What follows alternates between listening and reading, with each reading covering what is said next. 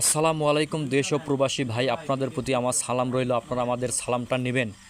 তো আমি কিন্তু আপনাদের মাঝে নতুন একটা ব্লগ ভিডিও নিয়ে চলে আসলাম। আজকে আমি আপনাদেরকে দেখাবো আমাদের মানে পাশে যে বাজারটা আছে সেখানে আমি কলা বিক্রি করে দেখাবো। তো আপনারা আমাদের ভিডিওটা অবশ্যই সম্পূর্ণ দেখার জন্য অনুরোধ রইল।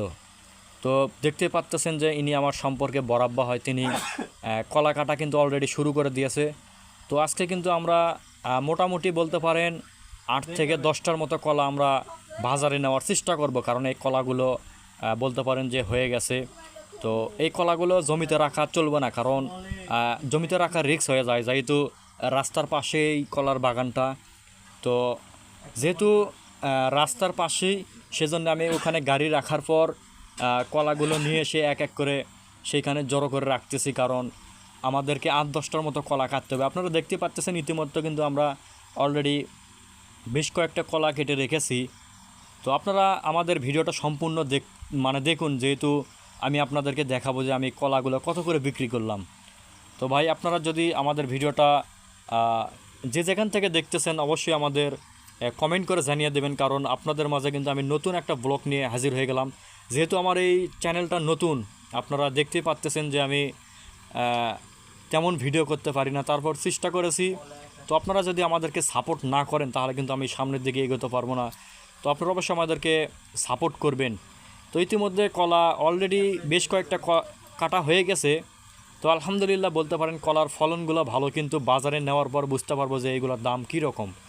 যেহেতু এখন বর্ষার টাইম বললেই চলা যায়, যেহেতু বেশ কয়েকদিন ধরে মানে খুব বৃষ্টি হচ্ছে, যার জন্য করে বলতে পারেন যে বাজারে গ্রাহক আসবে কি না জানি না, যারা কিনে তারা আসবে কি না জানি না।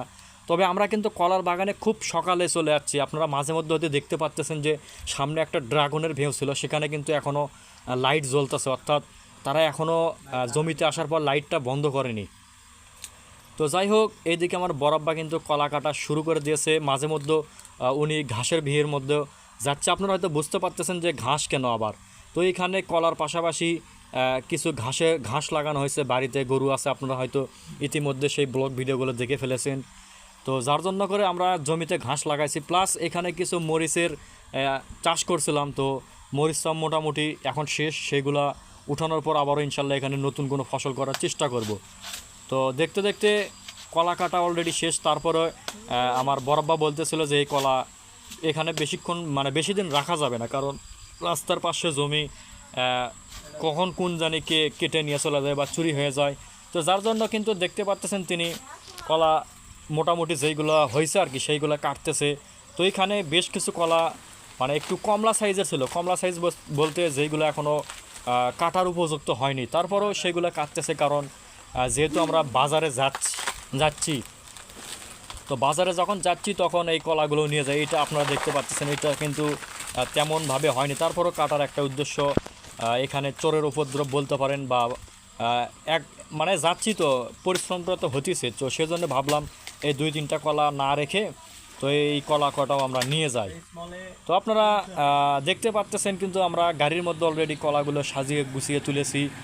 তো যেহেতু বাজারটা একটু সকালের দিকে, সেজন্য আমরা সকাল সকাল রওনা দিয়েছি, কারণ সেখানে খুব সকালে কেনা বেচা শুরু হয়ে যায়।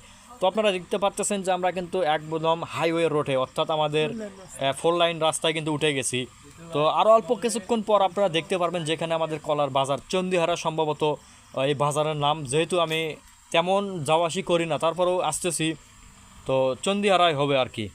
তো চলুন দেখা যাক কলার আজকে কত টাকা বিক্রি করতে পারি। আপনাদেরকে ফার্স্টের থেকে লাস্ট পর্যন্ত দেখানোর একটা উদ্দেশ্য, কারণ আপনারা হয়তো অনেকেই ভাবতেছেন যে কলাগুলোর দাম কীরকম হয় বাজার থেকে। হয়তো আপনারা যে পাকা কলাগুলো আছে সেইগুলো আপনাদের এলাকায় হালি ভাও না কেজি ভাও, যাই হোক আপনারা কত করে কিনেন বা কত করে পিস পড়ে সেটা আপনারা এখান থেকে দেখলে বুঝতে পারবেন, যেহেতু কাঁচা কলার দাম আর এক রকম, পাকা কলার দাম আর এক রকম। তো চলুন দেরি না করে আমরা বাজারের দিকে যাওয়া যাক। তো যাই হোক, আলহামদুলিল্লাহ আমরা কিন্তু দেখতে দেখতে বাজারে পৌঁছে গেছি, যেখানে আপনারা দেখতে পাচ্ছেন যে খুব সকালে এখানে কলা কেনা বেচা হয়।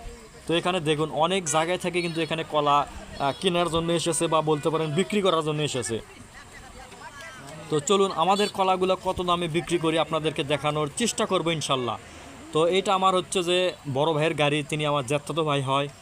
তো তার গাড়ির ভিতর থেকে কলাগুলো রাস্তার উপরে নামানো হচ্ছে, কারণ কলা যেহেতু তারা ব্যাপারী মানুষ, তারা ব্যবসায়ী, তারা কিন্তু কলাটা আগে ভালোভাবে দেখে যে কলা কোনটা কী রকম।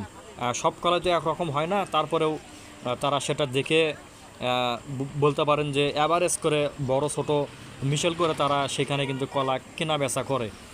তো যাই হোক, এখানে অনেকগুলো অনেক মানে আমাদের যে বগুড়া জেলা আছে বলতে পারেন অনেক জেলা থেকে কিন্তু এই কলা নিয়ে আসে। তো আপনারা দেখতে পাচ্ছেন যে যেহেতু সকালবেলা আসছি, এখনও ঠিকভাবে শীতকাল পড়েনি, তারপরেও দেখুন চারিদিকে কীভাবে কুয়াশা। আপনারা হয়তো বুঝতে পারতেছেন যে আমরা কত সকালবেলায় এখানে এসেছি। তো এখানে আমাদের বাজারটা কিন্তু খুব সকালে লাগে, আপনারা যদি একটু দেরিতে আসেন তাহলে কিন্তু এখানে বাজারটা ধরতে পারবেন না।